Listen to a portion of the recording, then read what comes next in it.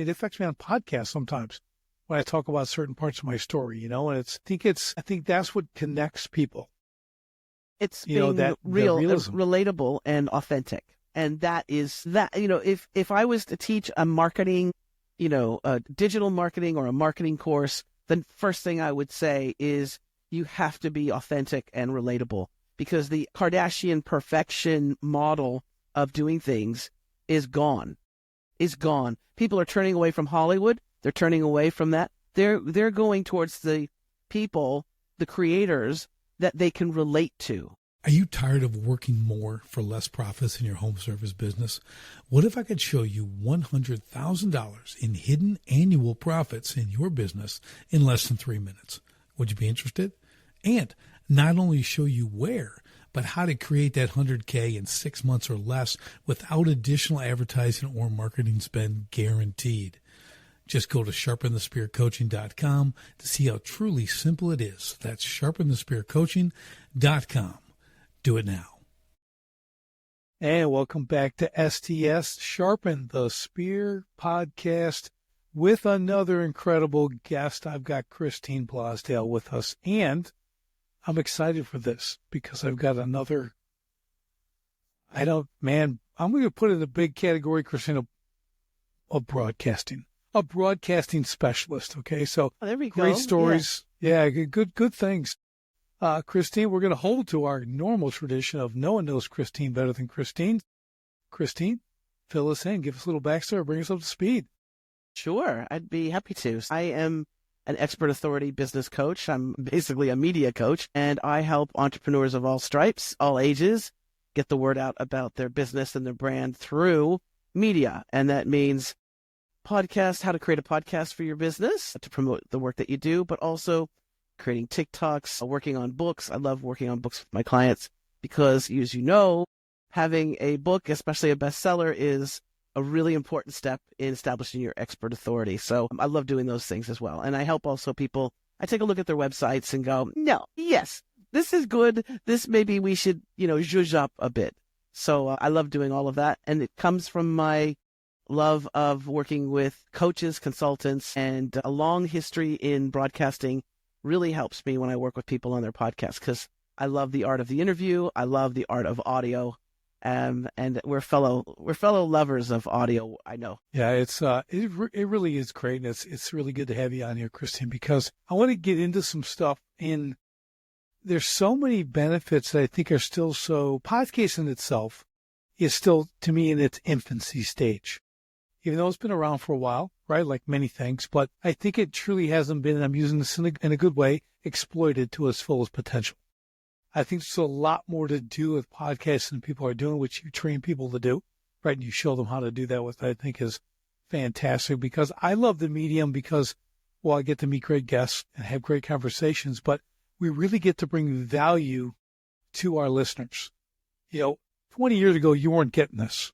You weren't having these conversations. No one was talking to, well, they might have been talking to you, but they weren't talking to me. Look, so it's been really great to have that capability and bring this incredible value, these stories, these actionable steps to not the general public, but to our niche, right? The people we really want to serve. We can bring this and kind of collaborate together and bring all this in one place. So for me, that's a lot of fun.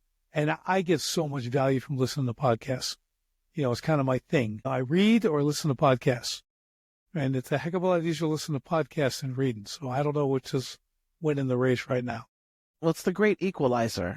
Like you said, 20 years ago, we would not be able to do this. You had to, advertise just to get the message out over the airwaves, so to speak. It was just radio and television. Forget about it, because that would cost a fortune. But even with radio, it was just traditional marketing and advertising, and it was so expensive. It was done by the second, and you just could not reach unless you had the money. And now, much like how TikTok is, there's a creator economy, right? But there's also a creator media. And that is really, it's changed the whole game, because people are falling away from traditional news outlets. They're not watching television. They're unplugging that way, and they're plugging into social media like TikTok and podcasts, because they're going, traditional radio, as you know, there's programming, right?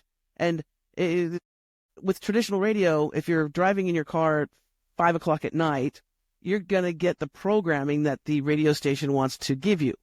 Whereas with podcasts, especially, and social media, you seek out the information that you want. So if you really want to listen to a podcast that's all about, I don't know, beagle puppies, you can find one, right? And so you're in charge of the programming that you absorb and that you learn from, not the other way around. So it's just, I love it. I think it's an amazing art form as well. And I've seen some people do some amazing things with it, doing stuff for the good of the world, so to speak.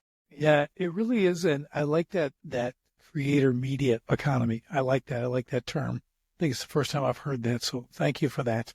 I'm going to use it from now on. I really like that because we get to, you get to do just that. It's far more entertaining as well. Now, a lot of people have heard my radio advertising experience. Okay. Yes. And it's not cheap. And in a nutshell, the joke is I broke it like a year ago, but I had a really cool coffee cup that cost me $80,000. That's what I got out of my radio advertising. My little gift they gave me. Zero work, $80,000, got a coffee cup. Had it for almost 15 years, and it fell off the counter and broke. Sometimes you just gotta let go of the misery.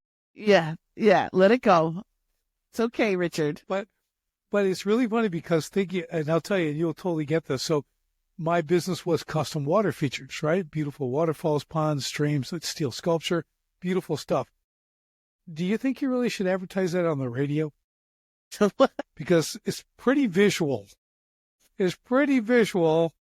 I realized after $80,000 that ain't no one getting this. No one's painting the picture verbally. But when people see my work, yes. You would have to have a writer who would be worth their weight in gold to right, and then it still wouldn't be economical. So I got to pay them on top of the 80 G's. But there's clever ways to do that.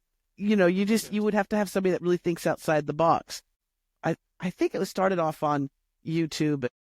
It didn't go to television right away, but I do remember seeing it on television. And I remember there was a product that was so cleverly done that they sold out. I mean, they sold millions of units. That I think it was a Poo-Pourri, and it's a spray. Yeah, you know, for when you go to the potty, when you go to the bathroom, and their commercials.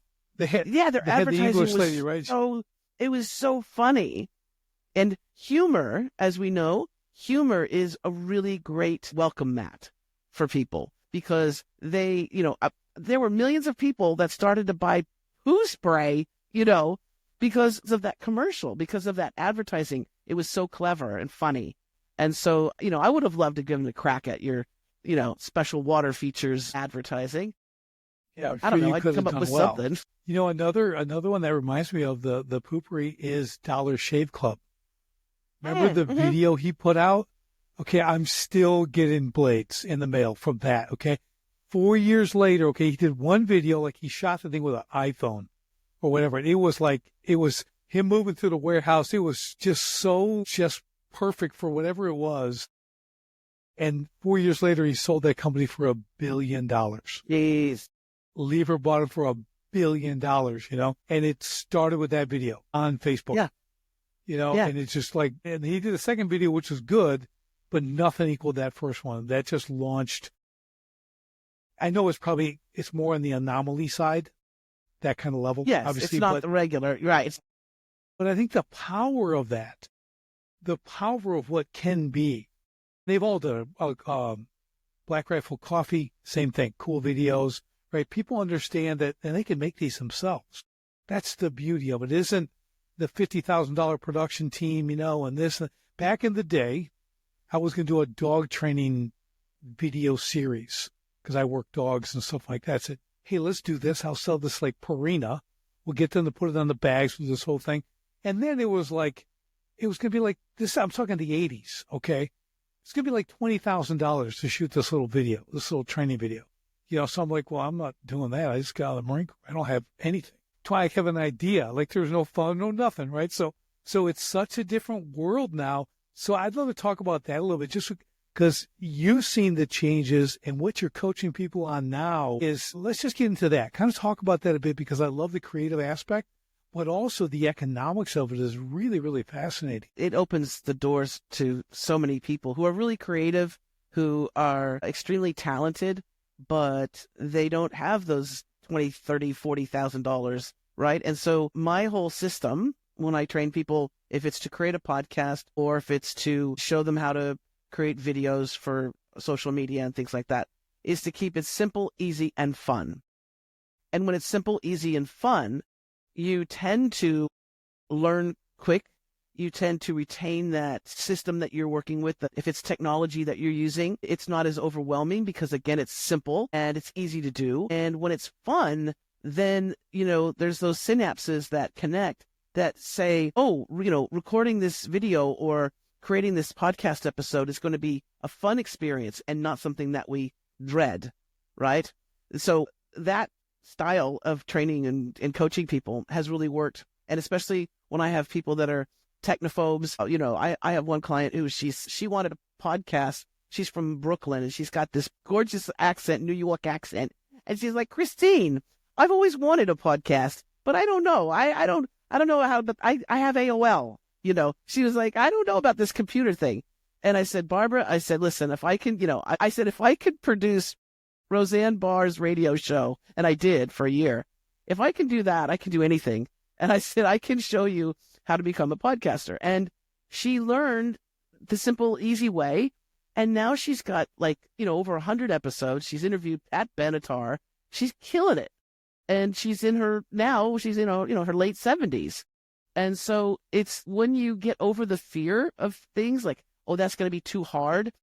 When you get out of your own way and take those opportunities, that's when you can really expand your horizons. And now she's a bona fide podcaster and she's killing it. So that's what I want to encourage people to do. Don't get scared by things thinking it's going to be too big or too hard. I've found in my life the things that I had originally thought that were going to be too difficult and I stayed away from for so long. Once I dug in and I said, let me just unwrap this. Let's unravel it and see what the basics are, and I'll give it a go. And voila. Same thing with writing a book. Same thing with once I wrote a bunch of books, I said, I'm a podcaster and a radio veteran. I should have an audiobook. But I thought creating an audiobook, I'd have to get a production team and a producer and a studio. No. I've got an audiobook now out on one of the last books that I did. I have an audiobook out now, and it's so fun to tell people, yeah, go get my audiobook, because people like to listen to books. I like the physical hard copy of a book. I like to hold it in my hands, but I like to listen to books, especially when they're done in the author's voice. It's fine. I was just walking with a woman here at the offices here and talking about my book. I'm like, well, do you want the physical copy or would you like the audio version? She goes, oh, audio version. I do 2 a week. I read 2 books a week on audio. And I'm like, done. Walked to my office, shouted the link. Here you go. So it's like, I did mine too, because a buddy of mine did some recording. We actually started a podcast back in 2013 at my gym. But I was like, hey, I wrote this book, but I want to do it in audio version. Let's record it. So we did him a little podcast studio at the time, and we knocked it out. It's like, he was great. And it's me reading it. And I'm like, how cool is that? Like, I have the audio version, which is really, I can give it away if I want. It's really easy, but people, that listening format is powerful. Now, for me, it's no different than reading a book because I can't do anything while I listen. Right. I have issues. Okay. When I listen to a podcast, I sit and I listen like a statue. Okay. I'm not doing anything else except listening. So if I listen to the 3.5 hour long podcast, it's got me for 3.5 hours. I can't get anything else done. So I have limits, right? So, but that's just how I work. My son can compartmentalize and do like 5 different things at once. He's in the Marine Corps now. I'm like, well, that'll come in handy for you. But I'm like, I can't do that. He goes, well, and he's trying to tell me how you do it. I'm like, listen, man, it's not working. It's not going to work. I could do my audio. I do my you do that. Books. I could do the audiobooks. I like to do audiobooks when I'm either like doing a long road trip, in the car, or my favorite place is at the gym when I'm on the treadmill or something, because I hate being at the gym. I just don't like it. I don't like the smell. I don't like the lights. I don't like anything about it. So if I have a really good, juicy audiobook, I can tune out of what I'm doing and actually get absorbed in the story, right? And so I do that. And I'll listen to my own audiobooks as well because I need to know about the performance. And that's what it is. It's not reading. A lot of people go, okay, I'll do an audiobook. I can read my book. And it's like, no, it's not the same as you're not reading it. You are reading the words on the page, but you are performing. Yep, you have to bring it to life. You're the narrator. You're the juice behind it. So. We road tripped a lot, 6 kids, and it was always books on tape. I mean, they listened to so many books. We travel across the country, up and down, do all this stuff, and it was really great for them. I loved it. So there's music on, there's books. So they got to hear a lot of it. You're going to learn something really on this trip. Yeah, exactly. My wife's saying we homeschooled them, so everything was learning all the time. But it's really great. But I think, listen, I want to mention when you talk about people, they get into it simple and easy and all that, and you got a great method there. Tell you what I found on kind of the other side too. I started inviting people who are in my niche. People own companies and they're doing really cool things. Hey, I'd love you to come on and share your story. Just we'll talk for 15 to 30 minutes, kind of how you started, where you're at, what your challenges are, stuff like that. You want to be on my podcast? I'm thinking, who says no to being a guest on a podcast? Nobody. I figure it's 100% across the board. They all do. They're terrified. They're terrified to be. I'm like, Stacey, you and I are like, we do this, like this is a piece of cake. But they're like, oh, even one I love her, she's going to be on my podcast. It's like she runs this whole company and does all this stuff. And I saw her on a panel speaking live here. I'm like, you're the best there is. You're the best one on the whole panel. I'm like, hey, come on my show. She's like, oh, I'd have to get up the nerve for that. I don't think I'm like the nerve. You're going to be like at your computer. Like you're just going to talk. We're going to have a conversation. And then she's like, well, I'm like, and I call another guy and they don't get, I'm like, we have become too like part of us now. I've always been good at presenting, acting, whatever, but I called a lot of people and no one was like saying yes. I was shocked. But we all know that public speaking is the number one fear. Yeah. Even greater than death. They'd rather die than peace. So I guess I shouldn't have been surprised. But you and I are probably sitting there going, there's nothing to this. I mean, I even tell them you just have to have like, earbud and them, whatever. I don't know. It's crazy. Go ahead. Sorry about that. So keep going. I think my connection was going to, there's a storm somewhere. Okay. Yes. Well, a lot of people experience, especially I found a lot of women, most of my clients are women, they experience imposter syndrome. And even though they could be the best in their field, they could be doing their job forever and very experienced. And when it comes to talking to the public, to the world, they all of a sudden get imposter syndrome. And that's one big mountain you have to overcome. And I do that through a couple different ways because you have to get them out of their own way, really, You're right about that. I think that's kind of, to put a name to it, I think that's what it is. I think a lot of them have that. I don't know. I think you're right. I don't think it's necessarily the fear of the speaking. I think it's being put in an authority position, right? That's what it is. You're exactly, oh, wow, I never thought, see, this is why I have people like you on. So I can learn stuff. That's very, very good insight. That really is. And I think I know you work mostly with women, but I'm telling you, men got the same thing. I think we all got that to a degree, right?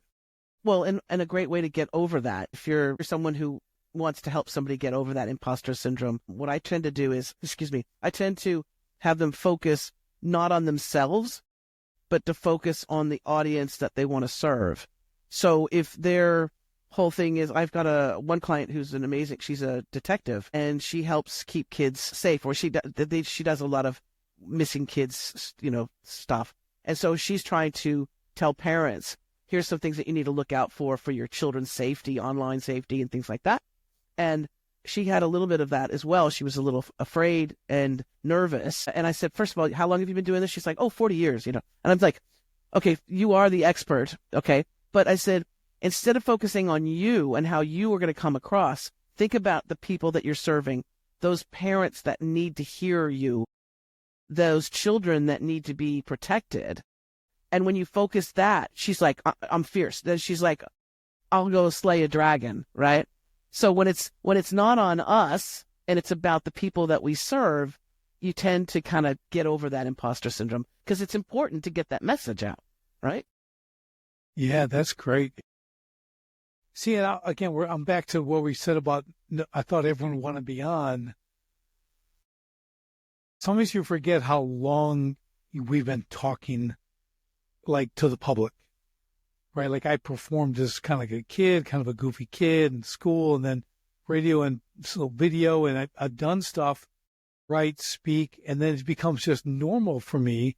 And then I get into podcasting, and I've done a couple hundred episodes, and I've been guest on hundreds. It just seems, it's just a conversation to me. Yeah. It's just you and I were friends, and we're chatting, and we're just having a cup of coffee, and it's not a big deal. But I always forget to kind of get on the other side of the fence and go, where are they coming from? They've never spoken to anyone publicly. As far as they know, we speak to 1 million people. Right. Pretty sure my podcast doesn't yet speak to 1 million people, but, you know, if there's more than one, they're probably freaked out. Yes, right around the corner. But you know what I mean? It's like, I think they've got all these things in their head of like who they're speaking to. I think the imposter syndrome is the biggie. I think you nailed that one really well. I really think that's it, because as good as they are what they do, when you got to put a light on them, all of a sudden they kind of freeze up, you know, and they don't want to, you know, we all have self-doubt in one aspect or another. And it's just trying to articulate that, trying to articulate what they do. If they don't do that often, that's a challenge as well. So I think we got to remember that when we're working with people. Absolutely. And understand that they're going to be nervous. You know, it's just getting through that wall. Once you get through that wall and they realize, this is going to be a fun conversation. This is nothing to be afraid of. And it's also, when you have them on your podcast, you're promoting them. You know, when I have somebody come on my podcast, I have a guest release form that they fill out, right? Just for legal stuff. But I say, what's the website you would like to promote? What's your superpower that you want to tell people that you have? And I try and make it really friendly in the beginning, and then they sign all the legal stuff. But the idea is to say that, this is about you. This is for you, and then they kind of go, okay, this will be a good thing. Not painful. You're right. I do try, and I send them the cool, like, it's easy. It's just conversation. I'll get them on a pre-call, like, hey, let's talk, and I'll make you feel more comfortable and say it's going to be just like this.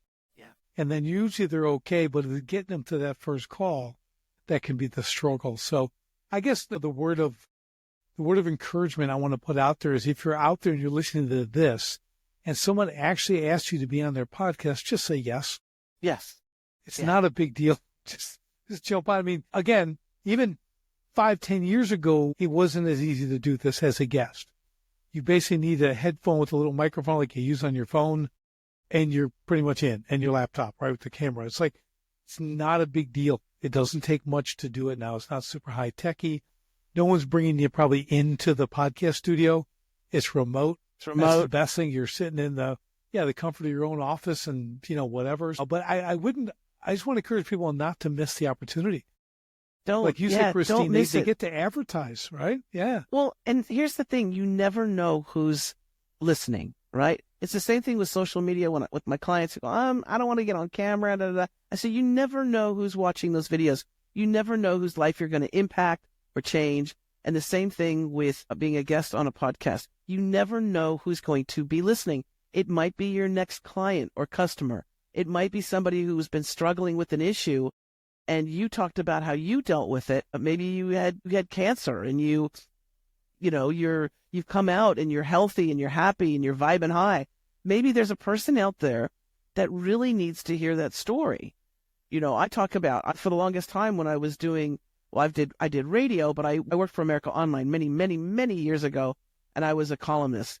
And it's when they had columns. And I had a very popular daily column called The Daily Fix.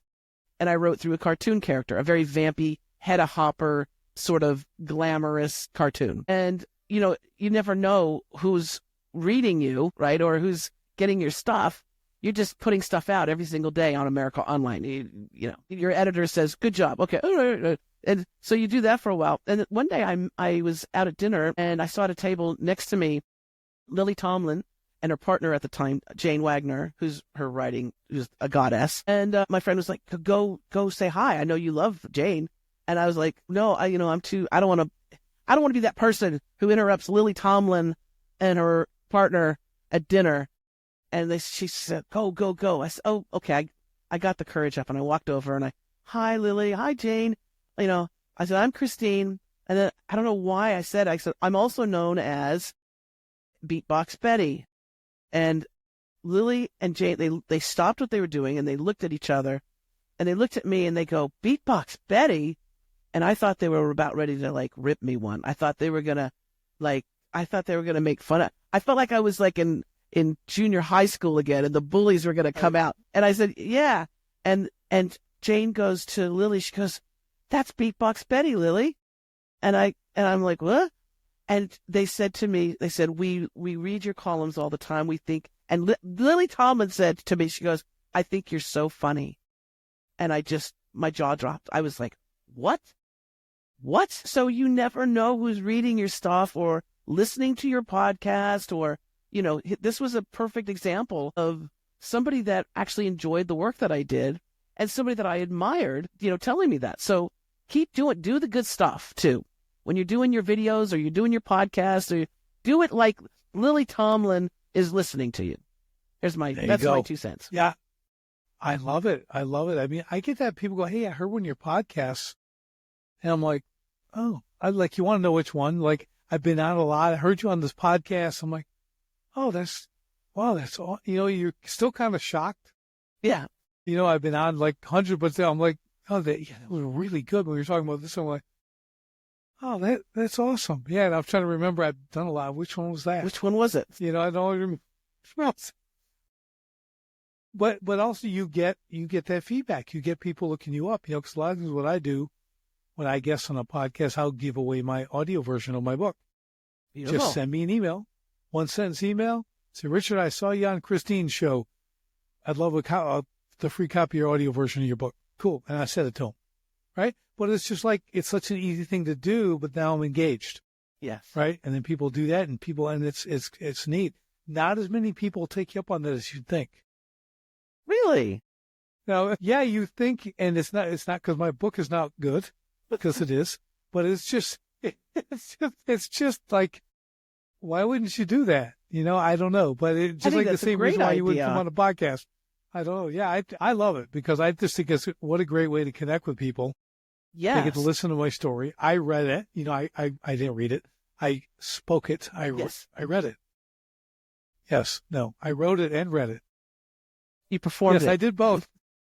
And then I performed it. Yes, that's what I did. But yeah, you think that they do, but it's funny people, the way they do or do not take action. Yes. I think that's what it comes down to. You know, I think that's a big takeaway for people. If you're going to do a podcast, you want to get into this medium, you want to create some of your own media, right, that you help people do. Like, it's the taking action that matters, right? Let's talk about that a little bit, because I think too many people are stuck in the perfection realm, especially in video and stuff like that. So talk about that, because I know with your simple and fun and all that stuff, you've got to like not be real concerned about perfection. No, perfection is a killer of creativity.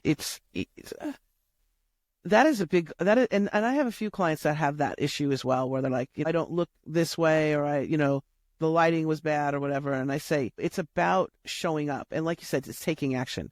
You need to create the content. If it's a podcast or if it's a social media video or a book, you need to actually do it. Just sitting around thinking one day, nobody's going to hear you or read your stuff, right? So you have to actually do it. And the first time I remember the first time that I did an audiobook, from going from my paperbacks into an audiobook, the first time that I did it, and I listened to the first draft of my audiobook. It was not good. I mean, it was okay. But I'm critical on myself. But I was like, oh, that sounds like I'm reading it too much. I'm not performing it. right? So I like the idea of doing things, and if you do it and you mess up, you learn from it, and then you come back and then you do it better. You do it differently, right? That's how we learn. We learned how to ride a bike. We didn't just get up on a bike and start riding without hands on the handlebars. It took falling, it took getting back up, all those things, right? So that's what I think is really important, is to just get out and do it, and don't worry about the perfection. Nothing will be perfect, ever. Yeah, and I think the problem with perfection is it kind of sucks the life out of what it really is. You have to think the other way. You have to go, you know what? Like when I read my book for the audio version, I mean, there's a couple of parts where I still got choked up, reading it because of the story as part of my story, and then and I'm like trying to hold it together while I'm reading this thing because I don't want to do this again, So I'm like, just work through it. It's like playing the piano. When you make a mistake, you keep playing. You don't stop when you hit one wrong note. You keep going. No one knows. Most people don't know. Okay, that you made a mistake. So I just roll through it. I'm like, and I listen, I go, well, now that's real. That's me. Like, it's my story. It's me reading it. It still affects me. It affects me on podcasts sometimes when I talk about certain parts of my story, and I think that's what connects people. It's being real, relatable, and authentic. And that is that, if I was to teach a marketing, a digital marketing or a marketing course, the first thing I would say is you have to be authentic and relatable, because the Kardashian perfection model of doing things is gone.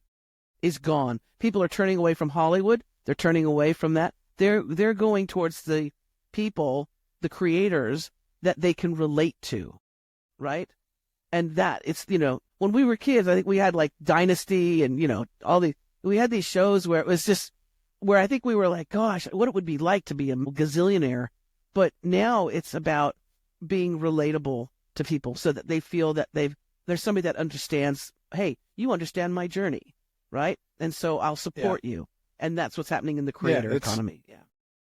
It's the homeless veteran, If you ever saw the movie, I think it was called Sergeant Will Carter. I can't remember who did it. It was really cool. A guy, he was a veteran, but he got out, right, and he's struggling to do all that stuff. He's kind of painting, doing odd jobs, and then he kind of steals this guy's motorcycle, starts heading across the thing. He's going to go to Arlington to see his buddies, go to the grave. And really cool story, right? Like, he's rough, and he gets there, and then he basically ends, he's got a son, he sees him, but then he doesn't see him, he leaves. And here's the authentic part, it ends with him back on the street, still home, everything else. He kind of did that stuff, but he's stranded. He stole the bike. The police took the motorcycle, can't go anywhere.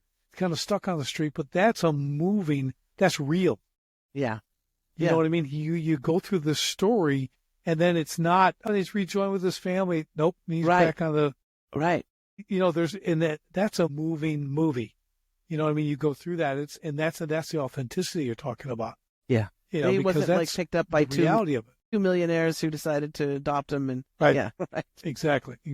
So it's, and I think from a marketing standpoint, as you were saying, it's so critical that you get that the authenticity aspect, because if I'm marketing and I want someone to work with me, right, or they want to work with me, I want them to know who I am. Absolutely. So I call authenticity a filter. Yes. It's going to repel the right people. It's going to draw the right people. Okay. It's going to do both. There's people, I know you're not going to believe this, but there's people who don't like me. Who is that? Who may not connect really well.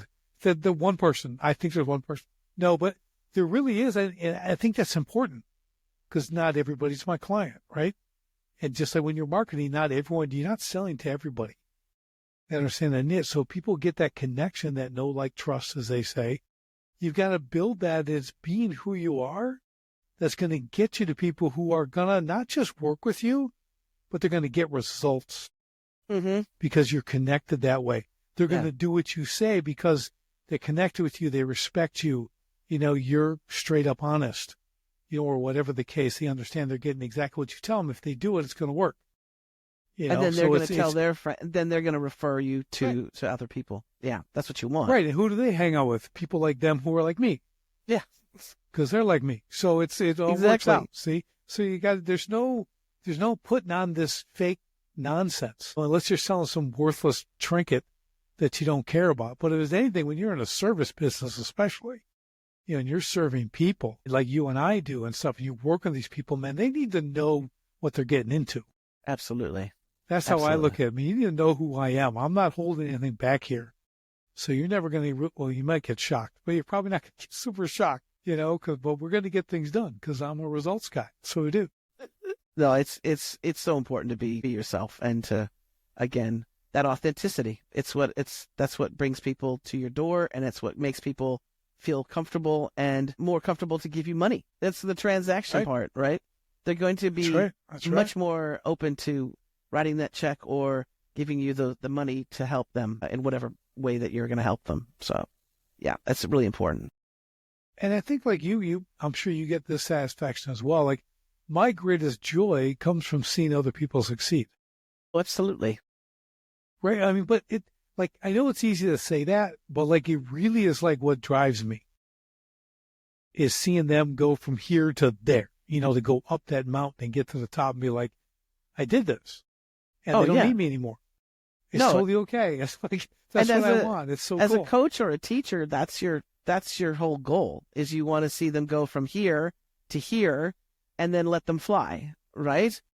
I don't like it when I don't want to have somebody feel that they have to have me every step of the way. It's like, can I create a website? Yes, I can. Do I want to create a website for a client? Not necessarily, but I would like to teach them how to do things, and then they can go on and do really, really well. But it's all about seeing them succeed, and you want them to succeed because they're your own testimonial. They're your review or your testimonial, your walking, talking review. If they're doing well after working with you, then your job is done. It's perfect. Yeah, I think the analogy I like to use with people, I use sports analogies once in a while. And one is coaches. Listen, you're in college, you don't have your 8th grade football coach coaching you. You had a high school coach, you got a college coach, and you have multiple pro coaches. Like there's always the next coach. We all have a zone that we operate in, and we get to the next level. And some of us can do multiple levels, but most of us you're gonna graduate to the next coach, a guy who's especially in the area that you need. And I think people need to understand that, and I think coaches need to understand that. Mm-hmm. I think a lot of them get kind of that tight grip on their clients, and I want to keep clients for as long as I can. If I am truly helping them, and I can do things, and I built a program that has verticals where we can still help them, that's great. But there's a time when I got to say, you need to go. You need this guy. Yes. I'm going to introduce you to this guy because this guy is going to take it to the next level. That's the best thing you can do. Actually get them their next coach. That's really big. Because you're not working in a scarcity mindset.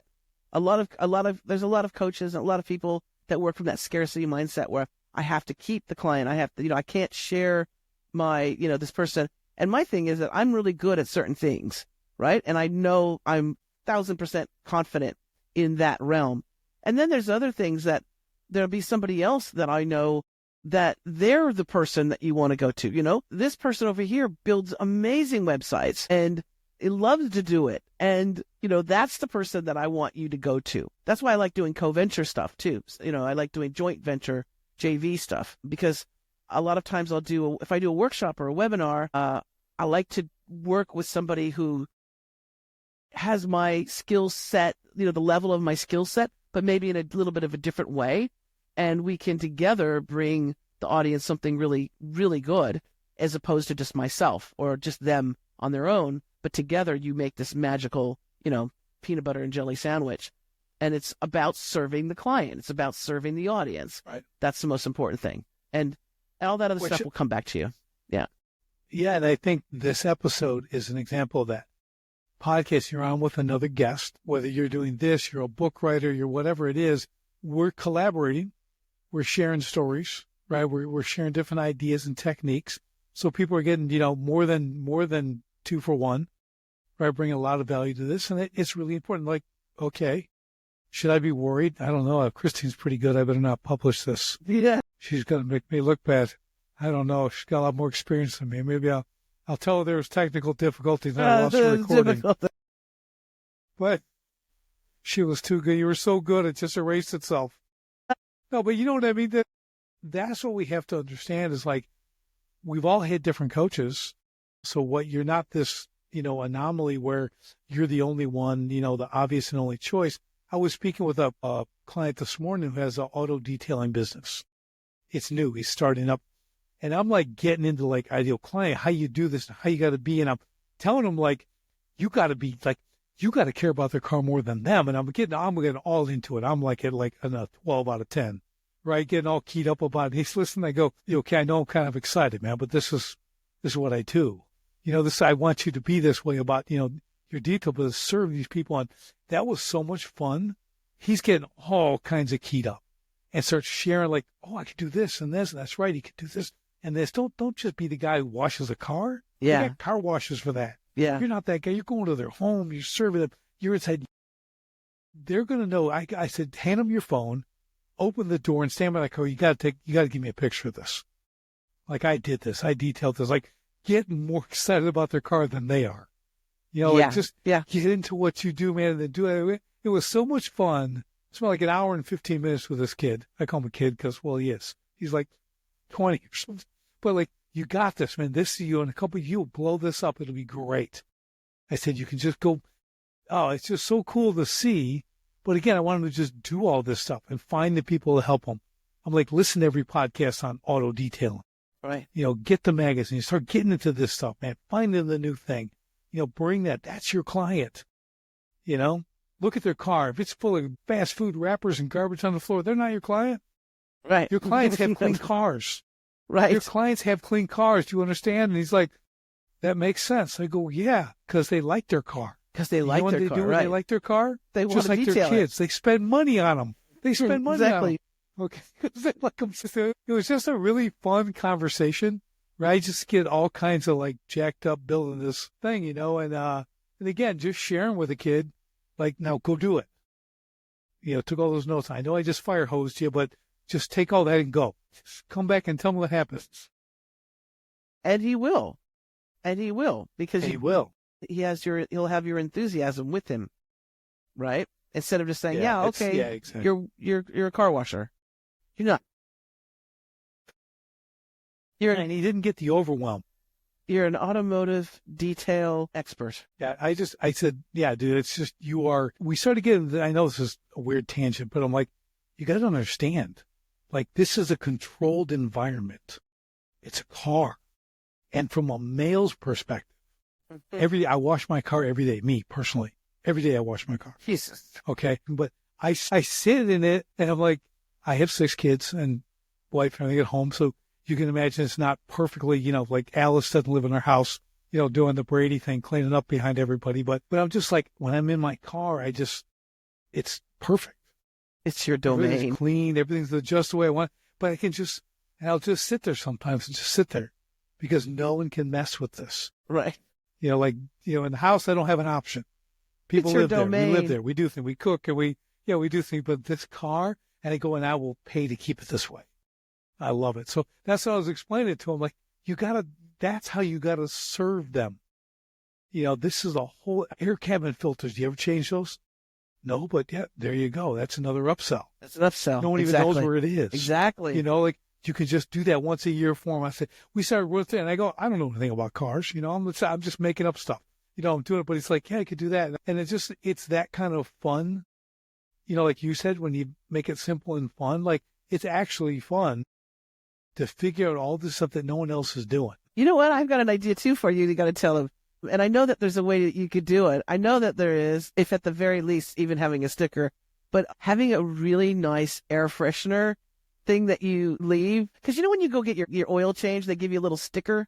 Yeah. Right? And then it's like, at 100,000 miles, you need to come back and get your oil change or whatever. He needs to have something. If it's not an air freshener thing, maybe it's some sort of sticker. But it's something that when they think about my car's a mess or the kids slopped a bunch of food in it, that they don't have to search and that's right. That wonderful detailer.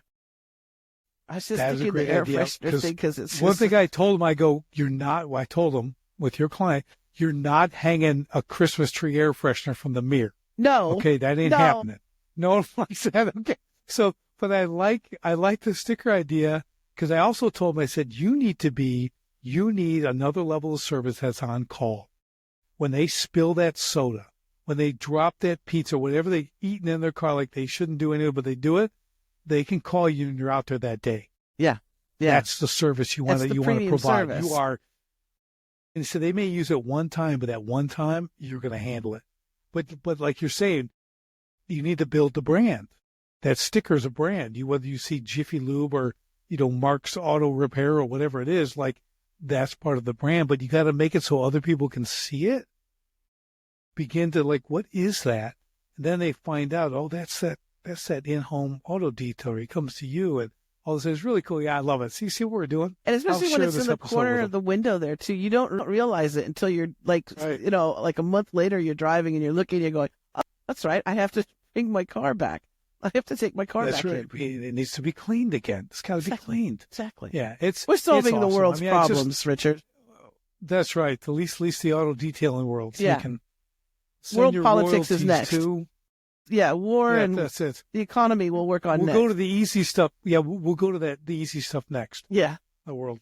Yes. Once you handle car detailing, it's all downhill from there. It's good. But just awesome. Yeah. So it's just, that's the thing with what you do, because I was talking to him about this too, get back in your world here. Like, I go, dude, can you picture the video when you're talking about the guy's domain?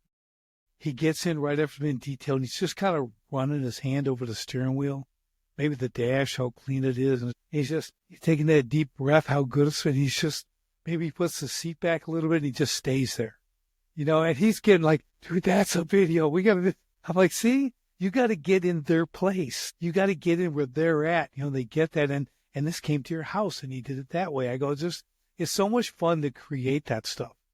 Absolutely. Like that's authentic marketing. Right? That's people will get, the ones who will get it. Get it. Exactly. And when you have fun with it too, that's the thing. It's kind of like that poopery thing, when you have fun, it'll make you stand out as well.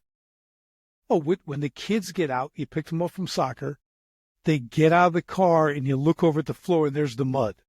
Mm-hmm. That look, right? The guy's just the wide eyes and he's looking at the mud. He just had the car. He's like, and then he can look up at the sticker. Uh-huh. And then he can look up at the sticker, right? And go, and then pick up the phone. And you hear angelic sounds in the background. Yes. I love it. See, okay, I'm going to share this episode with him. He needs to hear that. That's commercial number 2. I love it. See, we could do this all day, Chris. It's a piece of cake. It's a piece of cake. This has been a lot of fun. It's been great, Richard. I knew it would be.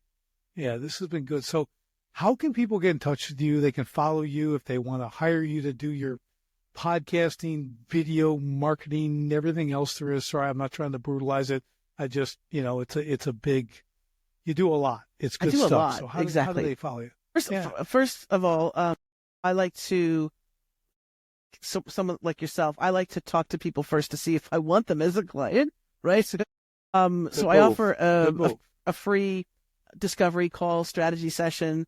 Basically, it's time that the person gets to tell me what their business is, what they've been doing, but more importantly, what they really want to achieve.